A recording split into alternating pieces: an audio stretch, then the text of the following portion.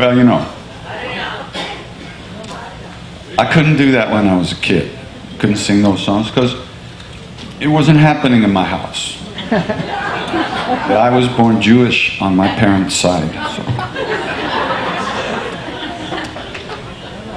that wasn't happening. And when you get old, the things you couldn't do when you were a kid, they becomes your favorite thing. You know, I get emails from people when I sing that song.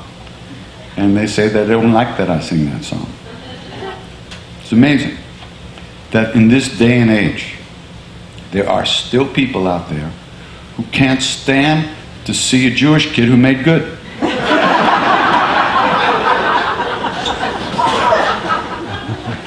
I don't get it. Well, you know, I had an attitude about organized religion, especially in the West. I didn't really like it. And I never had much to do with Christianity while I was in America before going to India. So imagine my surprise. I was sitting in a little Hanuman temple with my guru, Maharaj-ji. And he looks at us and he says, Hanuman, Krishna, and Christ are the same. Terrific. Just what I wanted to hear. But he began to talk to us about Jesus, you know. And there was such sweetness and such depth of emotion when he would talk about him that we were really in awe. We were shocked. Now, Maharaj-ji was a very unusual saint, as you've heard. He didn't write books. He didn't give teachings, formal teachings. He didn't give lectures. He didn't initiate people, you know. He just shined like the sun. And all we like to do is sunbathe, you know. Just sit around in that sun and bathe in that love, you know.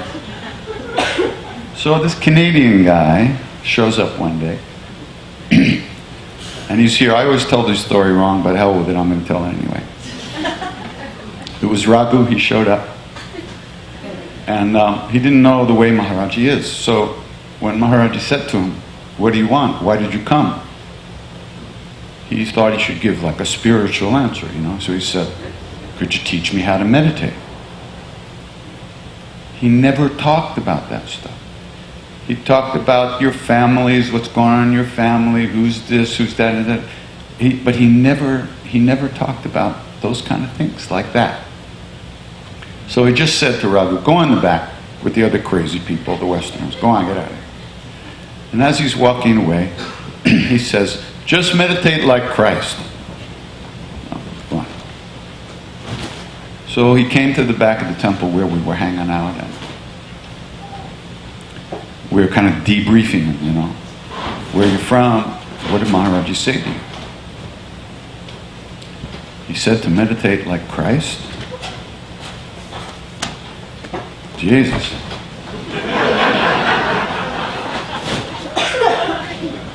But then we thought about it, you know.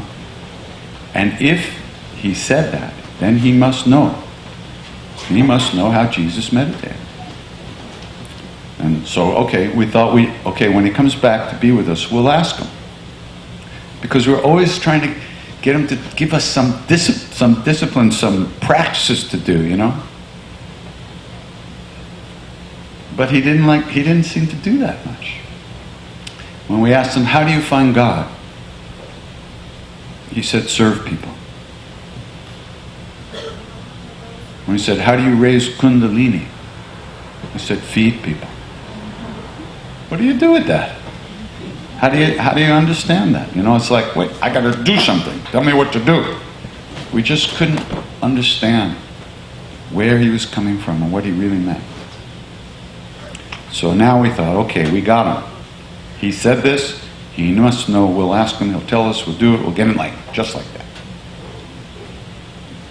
So later on, he came into the back of the temple to hang out with us. And Ram Dass said to him, Baba, you said we should meditate like Christ. How did he meditate? So, it seemed like he was about to say something, but instead he just stopped. And his eyes closed. And he sat in front of us, completely still. So still that it felt like the whole world had stopped turning. And after a couple of minutes, 2 tears came down his cheek.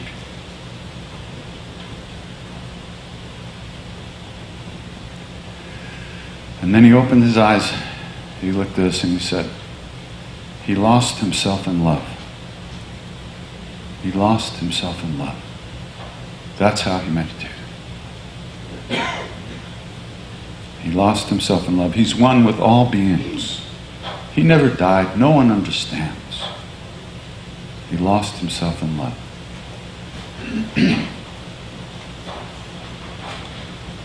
Well, how do you do that? If there was one reason I went to India in the first place, it was to try to find that love. And I found it. But how? How do you lose yourself in that love? How does that happen?